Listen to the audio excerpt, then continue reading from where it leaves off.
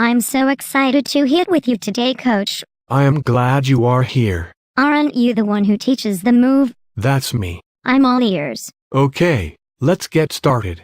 Looking for 2 improvements. 1. Let's correct the spinning bug squishing action and build a lower body main engine. Without that, you will continue to be an arm swinger and never tap into what should be your main source of power. That being a connection to your rotating torso.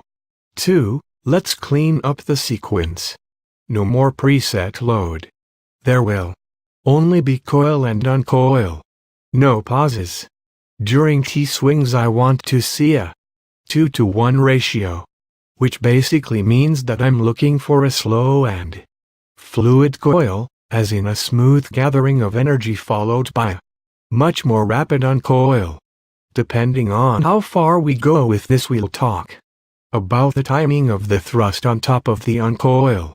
The sequence will be to number 1, cock the rear hip, basically moving the rear butt cheek behind you, not back to the catcher, but behind you as in twisting her rear right leg, followed by coil and stretch, and this coil will serve as the source of any forward stride, followed by swing. I'm ready. No, wait. That was not an explanation of the move. That's the improvements I want to see. Oh. Here is the move. Step into the batter's box with the rear foot. In doing so, have the bulk of the pressure on the rear foot on the inside ball of the rear foot.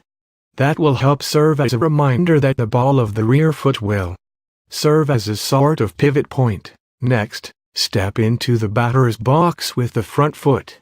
Be balanced statically. No rearward lean.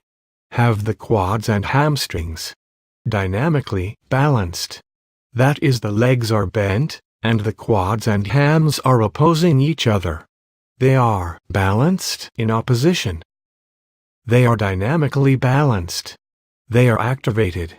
The upper body will have a slight lean forward, just enough to activate the upper torso. Wow. Then, using the muscles in the rear upper leg, cock the rear hip. This may feel like the rear leg is being twisted. Being a right-handed hitter, you should feel a pressure that travels down to the rear foot, which will give you the feel that the rear foot wants to turn clockwise. But it is resisted from turning clockwise because of friction between your cleat and the ground. Feel that clockwise pressure. Don't go any further until you feel that clockwise pressure, as if the inside portion of the rear foot has a pressure between it and the ground that would have the rear foot turning clockwise. You need to feel that if we are going to proceed. Okay. Continue to coil. To do this, you may recruit your front side. You may turn your front knee inward. You may internally rotate your front foot. You may bend more at the waist, anterior tilt, which will assist the coil and load the lower back muscles for the upcoming rotation that is to take place. During this time, feel the continued pressure between the ground and the rear foot. There is a build-up in pressure trying to turn it clockwise, but because of the resistance, the foot will remain planted. Yet the pressure build-up will continue. As you continue to coil, the pressure by the rear foot will become more active, and will push. A push as in adding pressure that would turn the foot clockwise, but because the rear foot is restricted from moving, and because the coiling action is still occurring, the body will move forward. This is the stride. We refer to this as forward by coiling.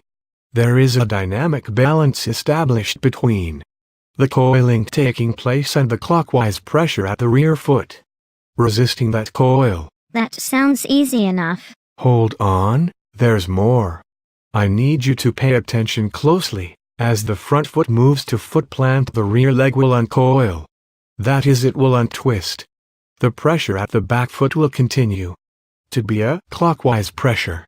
The feel from a hitter's perspective is that the clockwise pressure will continue to be exerted in a clockwise direction until contact, although in reality it is only until rear foot eversion. In terms of the lower body, have the mindset of the rear leg being in charge.